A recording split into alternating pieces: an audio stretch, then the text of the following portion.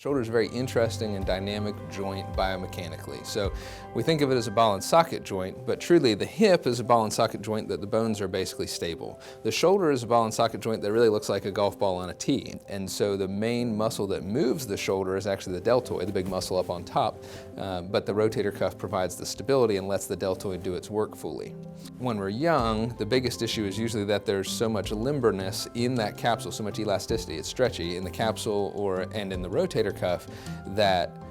heavy loads like a big football hit or landing wrong in a gymnastics move or cheerleading or a high jump tends to make a younger person's shoulder slip out of place, often without breaking anything bone-wise or damaging the rotator cuff. As we get older, things start to break and tear when we have hits to the shoulder, and so the rotator cuff issue, which is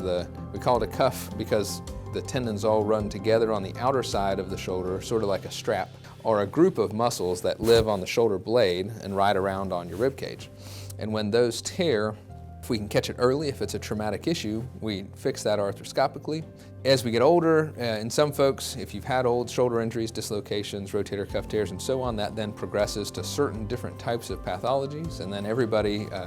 is at risk for arthritis, just simple wear and tear in the shoulder, just as we are in other joints like the hip and knee. Where we have really well-established surgical options is the repair of a rotator cuff tear in somebody typically 40 to 70, the replacement of a joint for arthritis in somebody who's